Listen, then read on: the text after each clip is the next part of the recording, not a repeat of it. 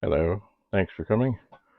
Just realized I recorded my last video about not snow tires, but checking your air pressure in your tires without my microphone. But it's quiet in here, so I hope it works out all right.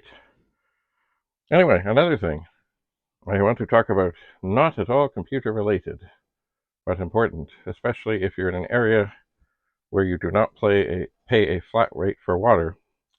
Um, I've been having some plumbing issues as of late, and one of them, I was like, why has this happened? It was involving, of all things, a toilet.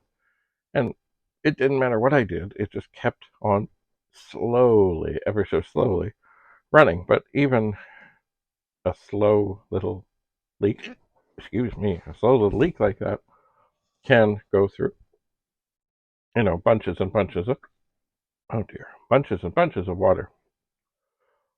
So I looked at a video online and said, oh yes, and I surmised that probably it was what's called a flapper valve inside. Now, I don't know about modern things. I know there's all kinds of jet things and stuff, but in a most of the plumbing installations in the last while, there is this thing. It's a flapper valve. Oh, look, here's one here, and this is a replacement that I got, and it basically is a pretty simple thing. Um, it's the thing that keeps the water in until you flush, and then it lifts up, and then it goes down, and it's supposed to seal nicely.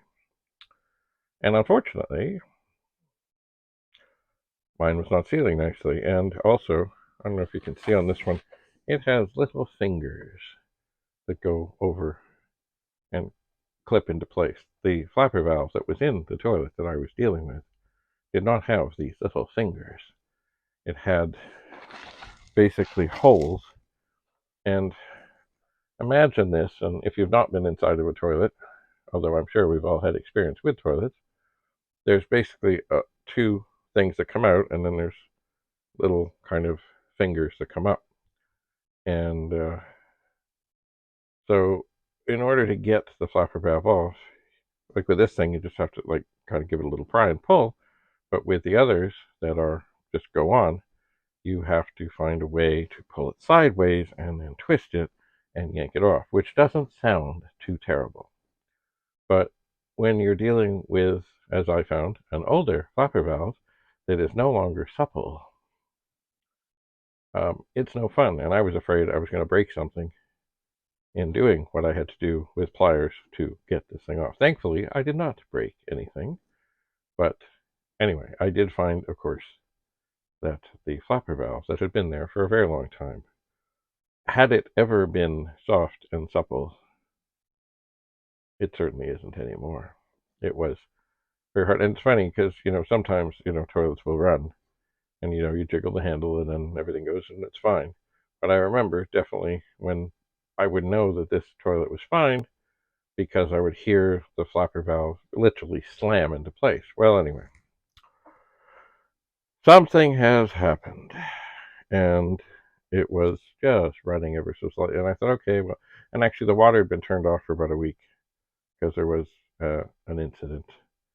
And I thought, oh well, things will, things just need a little while to sort of get water on them and then kind of swell a bit or something. Anyway, not the case. So I did get a flapper valve, much as this. I did go to, of all places, Home Depot after I looked online. This one supposedly has a way on it to save water by, there's a thing you can turn here, and I have to figure out how that works. But anyway, they're basically quite simple. And you know what? I'll open this one if I can. I think I can. And like the one I took out, which actually I still have in my car, this stuff here, the rubber or whatever it's made out of, neoprene, who knows what, and I don't even know how old it is. It's really stiff. Now these arms are pretty stiff, but this part here is pretty pliable. So it would, when it falls into position, it will do good things. Now, I should look at this thing and figure out. There's a way to turn and twist this. Turn to adjust.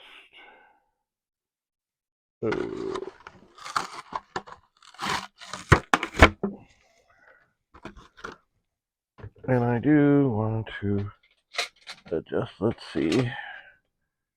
Are these reading glasses of some description? Oh, I think they are. Yes, they are. Okay. So, turn to adjust. And if you turn it one way, I guess more water goes out. And if you turn it the other way, less water will go out. At least that is the implication. Maybe I should look at the back. And of course, if I turn it over, it looks the exact opposite to what I've just done. And turn the setting to 9.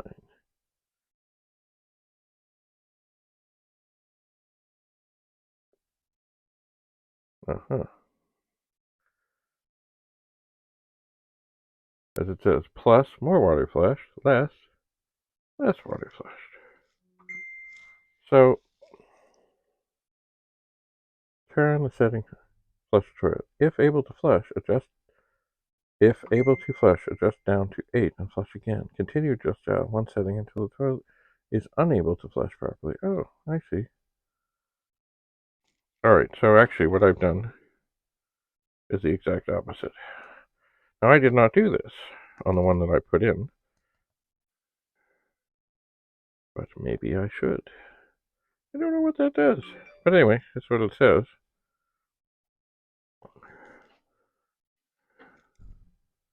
Oh, okay. So basically 9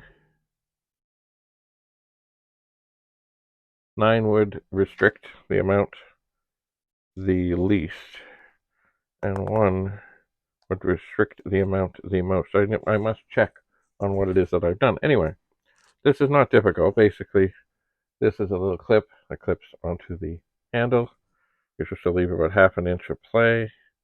You can take the chain out and adjust it, etc. Anyway, I have to deal with more such issues, so I got more of these.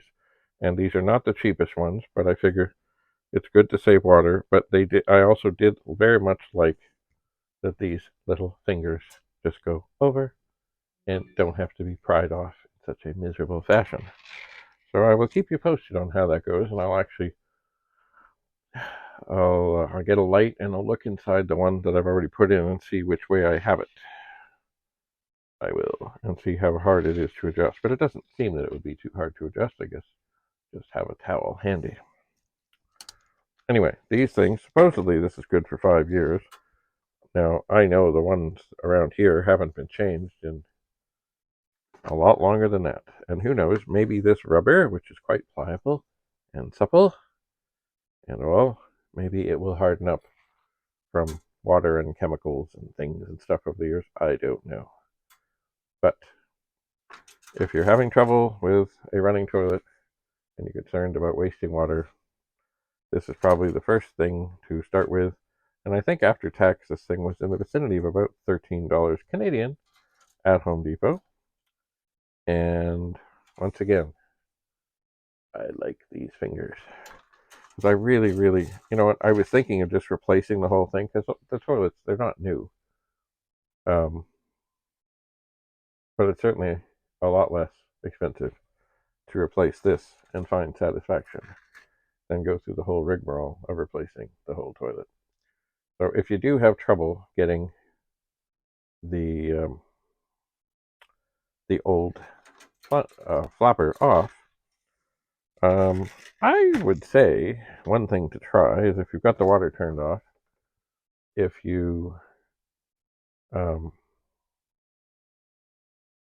maybe hit it with some warm water, it might soften it up a bit. But the pliers I used to get it out, I'm not sure. I think I left them downstairs, but they were similar to this. They weren't too big. And basically, I grabbed on, moved the thing over as much as I can, and twisted hoping that I didn't break something else. And so far, it has been a success. So, if you're having toilet issues, this is the place to start, I think. And if you look online, there is a fellow, I don't remember his name or whatever, but has some good videos that show about things. And I guess he does a lot of these things. I guess he's a plumber, and he actually has a toilet that has the back of it cut out. So you're not looking at somebody holding a phone with a flashlight looking down inside of a toilet to try and figure something out. You can actually get a really good look at what they're talking about. Anyway, it's not a bad thing to change now and again, maybe every 5 years or so. I don't know. I'll find out in probably 4 years and 11 months and 3 weeks or so. So, thanks so much for coming. I think next we're going to talk about this old pet here, and I'm going to do something that probably won't make any difference, but you never know, you know.